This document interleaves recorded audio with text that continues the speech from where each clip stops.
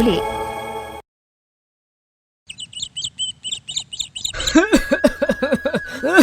खांसी रुक ही नहीं रही है। 4 दिन हो गए, क्या हो गया है पता नहीं।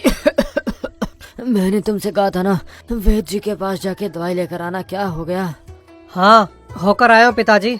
और वैद्य जी के पास तो बहुत सारी भीड़ थी और कैसे भी करके मैंने बहुत ही कष्ट से आपकी दवाई लेकर आया हूँ। ये लीजिए, 2 दिन में आपकी खांसी ठीक हो जाएगी। क्या है पता नहीं चल रहा। सुना है राम्या की भी तबीयत ठीक नहीं है। इस राज्य में सब लोगों को ऐसी अजीबोगरीब बीमारियां सता रही है।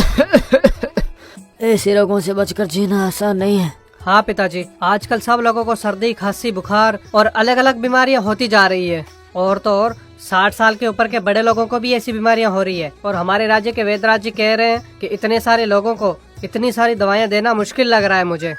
और उन्होंने जंगल में कई जड़ी बूटियां ढूंढ कर लाने के लिए नए कर्मचारियों को नियोग करने के लिए राजा जी को भी पूछे थे कल। अपने काम को ठीक करने के लिए इतना परेशान होने की जरूरत नहीं है। वैद्यराज का काम है बीमार लोगों को दवाई देना, इसीलिए उसे नियुक्त किया गया है। वैसे उस राज्य में ज्यादातर लोग बीमारियों से परेशान रहते थे। उस दौरान उस मलना को बुला कर लाओ। क्या हुआ है पता नहीं, सुबह का खाया हुआ खाना भी पच नहीं रहा है। महाराज, आज मलना नहीं आया है। उनके पिताजी की सेहत ठीक नहीं है, इसीलिए वैद्यराज के पास जाने के लिए छुट्टी ली है। और सुबह मलना ने पकवान नहीं बनाए थे।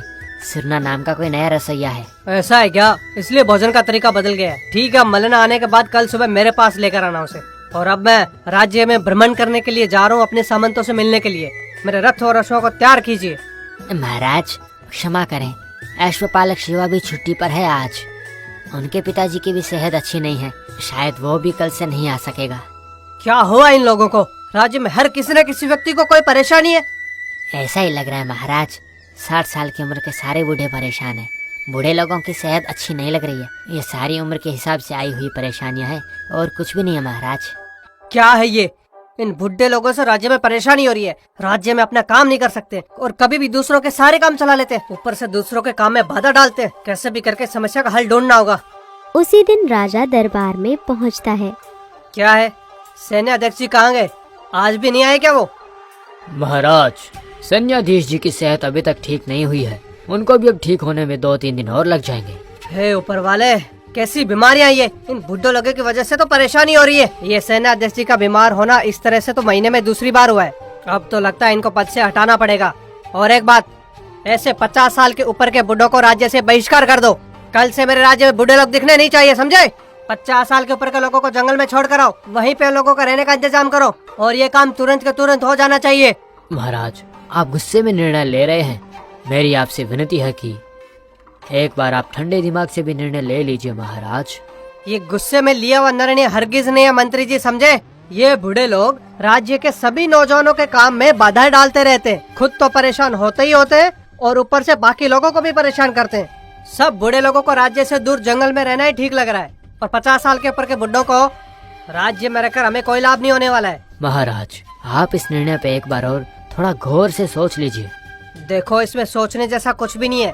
कल को अगर मुझे 50 साल हो गए तो मुझे तो जंगल में जाकर रहना पड़ेगा ना। इस निर्णय में कोई बदलाव नहीं होगा। 50 साल के उम्र के पार अगर कोई राज परिवार का भी सदस्य है तो उसे भी जंगल में रहना पड़ेगा। इस निर्णय को तुरंत लागू कीजिए। मैं 1 महीने की मोहलत दे रहा हूँ। हमारे राज्य में एक भी बूढ़ा आदमी नहीं दिखना चाहिए। आप इस कर्तव्य का पालन कीजिए मंत्री जी। ठीक है महाराज, मैं कल ही पूरे राज्य में ढिंढोरा पिटवा दूंगा। सुनो सुनो सुनो, सभी राज्य की प्रजा ध्यान से सुनो। जो भी 50 साल के उम्र का हो गया है उन सभी को राज्य से दूर जंगल में रहना होगा। उन सभी लोगों को राज्य से दूर मनोगरी में जंगल में छोड़कर आने का राज्यसभा में निर्णय हुआ है। ये महाराज की आज्ञा है। इस निर्णय का जो उल्लंघन करेगा उसे कठिन दंड मिलेगा।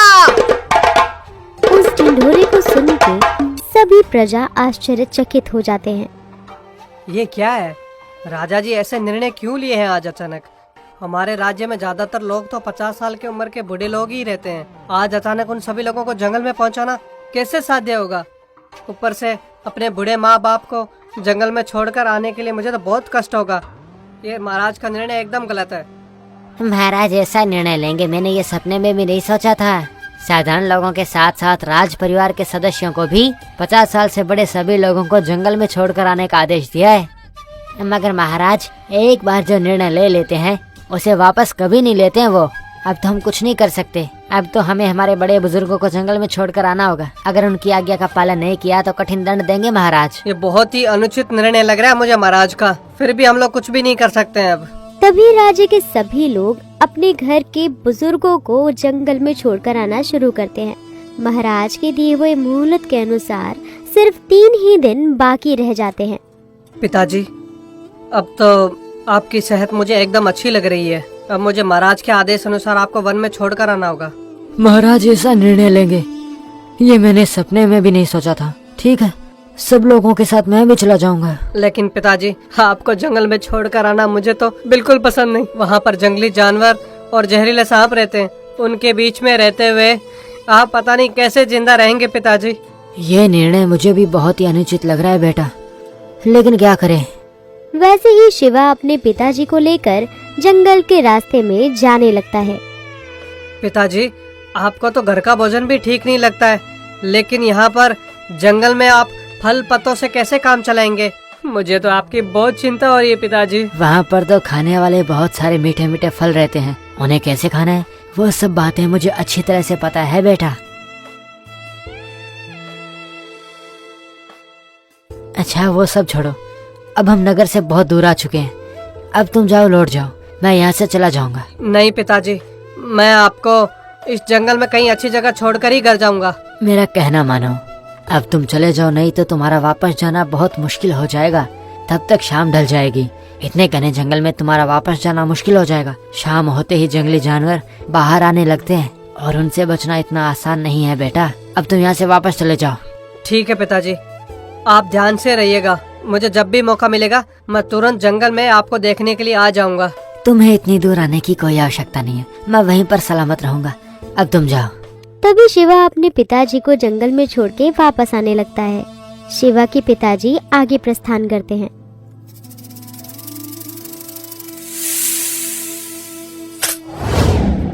भगवान! हे भगवान, ये क्या? शिवा आवाज लगा रहे। कहीं शिवा को कुछ हो तो नहीं गया है? मुझे जल्दी जाना चाहिए। वैसे ही सिद्धराज कुछ दूर वापस चलकर आता है। वहाँ पे शिवा नीचे गिरे हुए सिद्धराज को दिखता है। अरे क्या हुआ शिवा, ऐसे जमीन पे क्यों गिरे हो? पिताजी, पिताजी, वापस आते वक्त मुझे किसी जहरीले सांप ने काट लिया था पिताजी। पाँव में यहाँ पर बहुत दर्द हो रहा है मुझे। मतलब उस जहरीले सांप ने काटा है? तुम ऐसे ही अपने पाँव को पकड़ के रखना, मैं दवाई लेके बस अभी आता हूँ।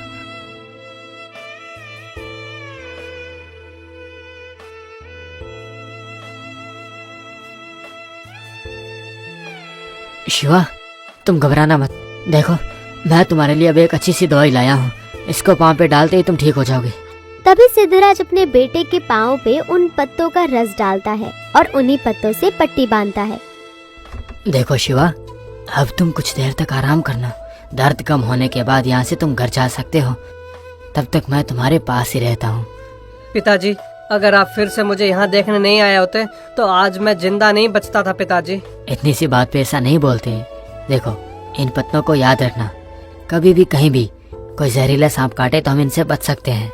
ठीक है, अब तुम घर जाओ, शाम ढलने लगी है। अब यहाँ रहना अच्छा नहीं है। नहीं पिताजी, मैं आपको वापस छोड़कर नहीं जा सकूंगा। मैं भी आपके साथ जंगल में रहूंगा। ऐसा मत बोलो बेटा। अगर ये बात महाराज को पता चल गई तो वो तुम्हें कठिन दंड देंगे। तुम घर वापस जाके अपने कर्तव्य का पालन करो। जाओ। मैं तो आपको मोल का ना जानते हुए केवल महाराज की आज्ञा का पालन किया और आपको जंगल में छोड़ने के लिए यहाँ आया था। मुझे क्षमा कर दीजिए पिताजी। आज तो मैं आपको वापस लेकर ही रहूंगा। महाराज दंड देंगे तो चलेगा, लेकिन पिताजी चलिए घर चलते हैं। देखो शिवा, तुम्हारा अब सुनहरा भविष्य है। मेरे लिए उसको खराब मत करो। मेरी बात मानो, वापस जाओ। अगर मैं यहाँ से वापस जाऊंगा आपको लेकर ही जाऊंगा पिताजी। ये मेरा आखिरी फैसला है। चलो एक काम करेंगे, आप घर वापस जाने के बाद आप घर से बाहर ही मत निकलना। मैं आपको अपने कमरे में रखूंगा छुपाकर। आगे जो भी होगा मैं देख लूंगा। तब तुम राजद्रोही हो जाओगे बेटा। ऐसे गलत निर्णय लेने वाले राजा के खिलाफ ऐसे निर्णय लेना कुछ भी गलत नहीं है पिताजी। अब तो हरगिज मैं आपके बगैर वापस नहीं जाऊंगा पिताजी। आप भी मेरे साथ घर वापस चलिए। शिवा अपने पिता को राजी करके घर वापस ले आता है। घर में एक कमरे में वो उनको छुपा कर रखता है ताकि किसी की नजर उन पर न पड़े। वहीं राज्य के लोग अपने बुजुर्गों को जंगल में छोड़ के आने के बाद महाराज, आपके कहने पर हमारे राज्य में जो भी बूढ़े आदमी हैं, उन सब लोगों को जंगल में भेज दिया है। शुक्र है, अब तो उन बुड्ढों की समस्या से हमने छुटकारा पा लिया। अब भी हमारा राज्य निश्चिंत रहेगा। तो फिर अपने राज परिवार के लोग भी जंगल में रहने के लिए गए होंगे, तो उनके पद खाली हैं। अब उन पदों में हमारे नौजवानों को नियुक्त कर दो। सैन्याध्यक्ष के पद में एक अच्छा से नौजवान को नियुक्त कर देना तुम। हम भी उसी काम में जुटे हैं महाराज।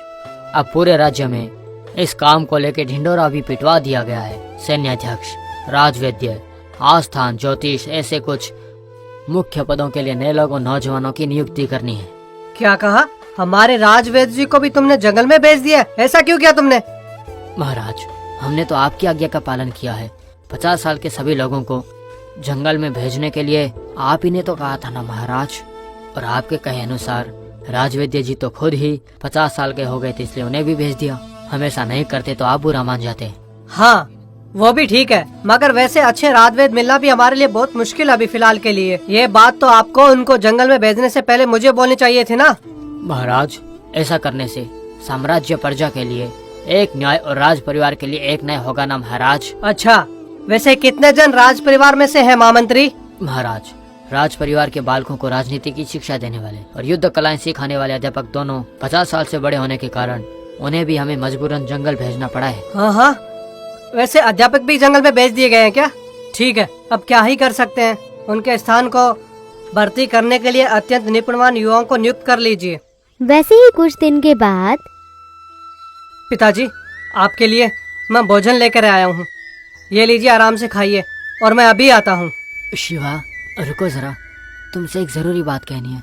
वर्तमान कालखंड के वातावरण की गणना से देखें तो 2 साल के बाद हमारे राज्य में दुर्भिक्ष आने की सूचना मिली है। 2 साल के बाद दुर्भिक्ष क्यों आएगा? क्या कह रहे हो पिताजी आप? फिर भी 2 साल के बाद क्यों होगा? आप कैसे बोल सकते हो? इस कमरे में आप अकेले रह रहे हो ना, इसलिए आपको ये सब लगने लग गया है। ऐसा कुछ भी नहीं होने वाला है पिताजी। मैं जो बोल रहा हूँ, जहाँ तक मुझे पता है वो सब सच होगा। आने वाले 2 साल में इस राज्य में भयानक दुर्भिक्ष होने वाला है, मगर अब 2 साल तक बहुत विस्तार से बारिश भी होने वाली है। उस पानी को अगर ठीक से इस्तेमाल करें तो हम अधिक फसलें उगा सकते हैं। कुछ बारिश के पानी को ठीक से बचा कर रख सकें तो पीने का पानी का मामला भी उस काल में परेशानी नहीं बनेगा। क्या बोल रहे हो पिताजी? अगर 2 साल तक बहुत तेजी से बारिश होती रही तो बाद में अकाल क्यों पड़ेगा भला? मैंने जो भी तुम्हें बोला है वो तुम जाके महाराज को बताना। अगर उनको ये बात ठीक नहीं लगती है तो ज्योतिष को बुला के बात करने के बाद निर्णय लेना। ऐसे ही हम राज्य को बचा सकते हैं। शिवा अपने पिता के कहने पर महाराज से मिलकर ये सारी बातें उनसे कहता है। क्या 2 साल तक बारिश अच्छी होगी और उसके बाद तुम कह रहे हो कि अकाल पड़ेगा? तुम एक अश्वपालक हो, राजज्योतिष बनने का ख्वाब देख रहे हो क्या? महाराज, मेरी बात पर यकीन कीजिए। अगर आपको मेरी बात पर जरा भी शक हुआ तो आप राजज्योतिष को बुलाकर उनसे सलाह लीजिएगा इसके बारे में। उनसे बात सुनने के बाद आप मुझे बुलाकर कुछ भी बोल सकते हो। बात पर यकीन करके राजज्योतिष को बुलाना असंभव है। जाओ, जाके ठीक से अश्वों का देखभाल करो। जाओ, जो काम है वो करो अपना। महाराज, हम इस शिवा की बातों को आसानी से क्यों टाल रहे हैं? हम एक बार राज ज्योतिष को बुलाकर उनसे पूछ सकते हैं ना। आप भी कमाल करते हो मंत्री जी, वाह, आप भी शिवा की बातों में आगे। जाइए, जाकर ज्योतिष को बुलाइए। तुरंत दरबार में राज ज्योतिष को बुलाते हैं। उनसे सारी बातें जानने के बाद बिल्कुल ठीक महाराज, शिवा ने जो भी बोला है वो सच है। आने वाले 2 साल तक बहुत अच्छी बारिश होने वाली है। उसके बाद 2 साल तक अकाल पड़ने की सूचना स्पष्ट है। उस समय में पीने के पानी के लिए भी लोगों को तरसना पड़ जाएगा महाराज। तो फिर शिवा ने जब तक ये सब नहीं कहा तब तक आप हमसे ये क्यों नहीं कह पाए थे? ये आपकी गैर जिम्मेदारी नहीं है क्या? महाराज, 2 साल के बाद आने वाली परिस्थिति को हम अभी से कैसे देख पाएंगे, आप ही बताइए। ठीक, आप लोग जा सकते हैं, जाइए। तो फिर अब तक्षण कर्तव्य क्या है महाराज? अब हम तुरंत अपने राज्य के सारे किसानों को सूचना दे देते हैं। पानी को बचाने के लिए जरूरी इंतजाम करना है ना। तुरंत ही राज्य में सभी को होशियार करो। किसानों को, आम जनता को तुरंत सूचना जारी करो। खेती बाड़ी में अधिक फसलें उगाने के तरीकों का प्रयास करो। और राजा मंत्री को सूचना देने लगता है।